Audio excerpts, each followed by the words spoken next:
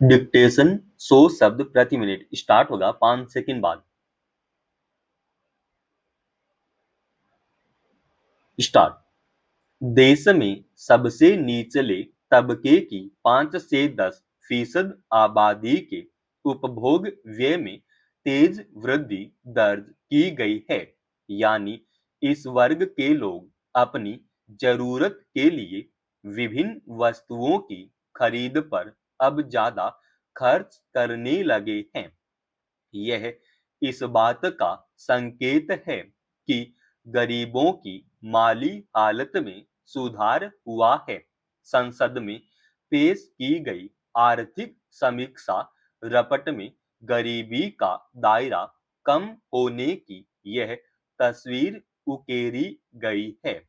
इसमें कहा गया है कि सरकार के सब्सिडी, पेंशन, प्रत्यक्ष लाभ अंतरण और शिक्षा एवं स्वास्थ्य सेवा पर सार्वजनिक व्यय को प्राथमिकता जैसे कदमों के परिणाम स्वरूप कमजोर वर्ग अभाव से उबरे हैं। यह सही है कि पिछले कुछ वर्षों में अर्थव्यवस्था के क्षेत्र में तस्वीर बदली है, मगर सवाल है कि गरीबी से उबरने का आकलन करने के पैमाने क्या हैं? क्या इस प्रक्रिया में सिर्फ वस्तुओं की खरीद पर खर्च बढ़ने का आधार बनाना काफी है? समीक्षा में आंकड़ों के आधार पर कहा गया है कि देश में उपभोग असमानता में कमी आई है, मगर क्या वास्तव में इसे गरीबी कम होने का सूचक माना जा सकता है? आर्थिक समीक्षा रपट के अनुसार वर्ष 2022-23 और 2023-24 के बीच समाज के सबसे निचले वर्ग के प्रति व्यक्ति औसत मासिक व्यय में वृद्धि ग्रामीण और शहरी दोनों क्षेत्रों में देखी गई है।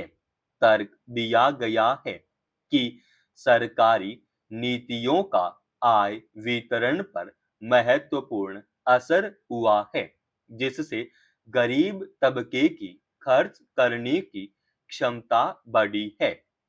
मगर इस बात पर भी गंभीरता से विचार करने की जरूरत है कि जिसे व्यय की क्षमता बढ़ने के रूप में देखा जा रहा है, उसका आधार क्या है?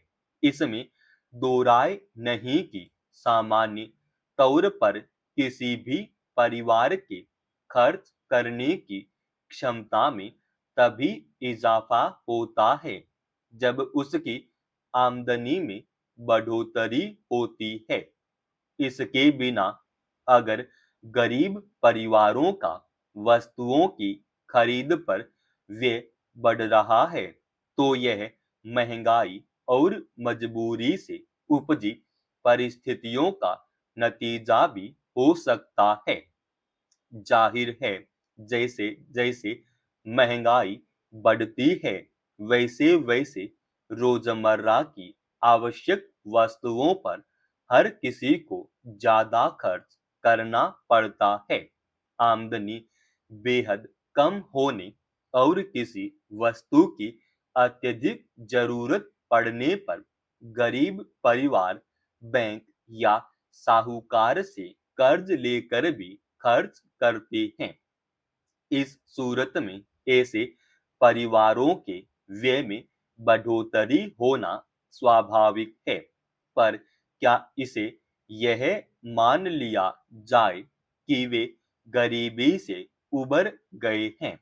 यह सवाल भी महत्वपूर्ण है कि क्या सरकार की ओर से आवश्यक वस्तुओं की खरीद पर सब्सिडी या मुफ्त राशन देने से गरीबी कम हो जाती है? और अगर देश में जमीनी स्तर पर वास्तव में गरीबी कम हो गई है, तो आज भी सरकार की ओर से करीब 80 करोड़ लोगों को तय मात्रा में मुफ्त राशन उपलब्ध कराने की जरूरत क्यों महसूस हो रही है? कोविड काल में शुरू की गई इस योजना को 1 जनवरी 2024 से पहले 5 साल तक बढ़ा दिया गया। ऐसे में जरूरी है कि गरीबी को आंकड़ों के जरिए कागजों पर खत्म करने की बजाय इस दिशा में धरातल पर प्रयास किए जाएं। कमजोर वर्ग के उत्थान के लिए उनकी आजीविका के स्थायी साधन विकसित करना जरूरी है और यह तभी संभव हो पाएगा जब गरीबों के लिए शिक्षा और रोजगार के सस्ते, सुलभ और पर्याप्त अवसर उपलब्ध होंगे।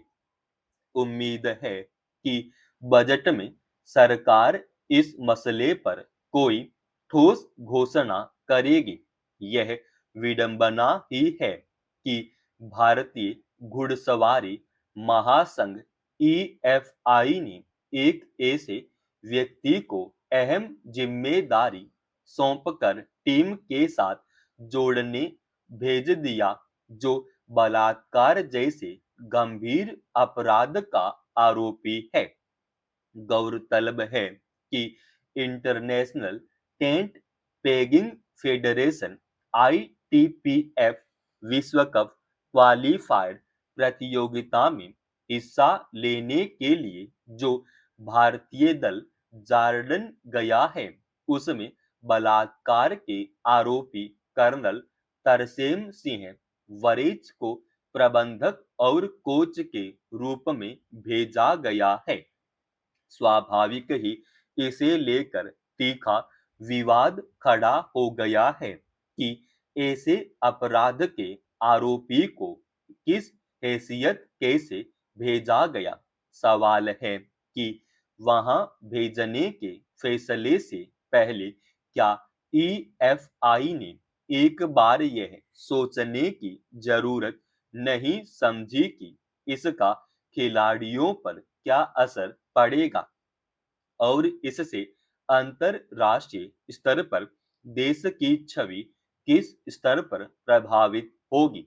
अंतरराष्ट्रीय स्तर की एक प्रतियोगिता में भेजे जाने वाले दल में किसी व्यक्ति को शामिल करने से पहले क्या उसके बारे में कोई पड़ताल नहीं की जाती?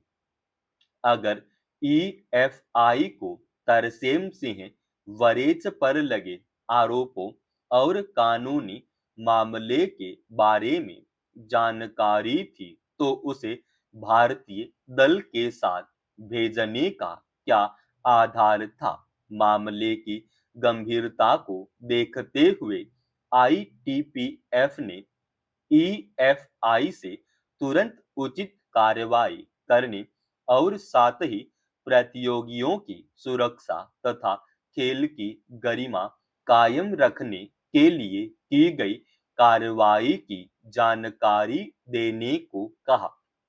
हैरानी की बात यह है कि अपराध की गंभीरता और तथ्यों के मद्देनजर ही जो आरोपी व्यक्ति जमानत पर बाहर है, उसे खेल अधिकारियों ने भारतीय दल का प्रतिनिधित्व करने के लिए देश से बाहर जाने की अनुमति भी दे दी। जबकि इससे पहले भी तरसेम को झूठी पहचान बनाकर फायदा उठाने से संबंधित एक अन्य मामले में महासंघ संघ ने 2022-24 तक के लिए निलंबित कर दिया था।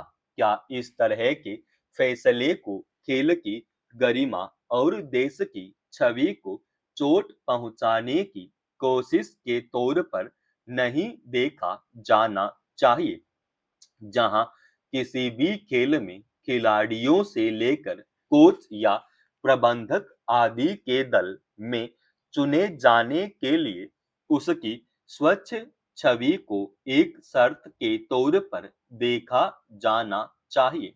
वहां इस पहलू की अनदेखी करने को किस तरह देखा जाएगा? समाप्त। दोस्तों, रोजाना ऐसे ही एडवांस डिक्टेशन के लिए चैनल को आप अभी सब्सक्राइब कीजिएगा और आज के इस डिक्टेशन का पीडीएफ फाइल हमने हमारे Telegram channel study with H Swami पे डाल दिया है, जिसका लिंक इसी वीडियो के डिस्क्रिप्शन में डाल रखा है।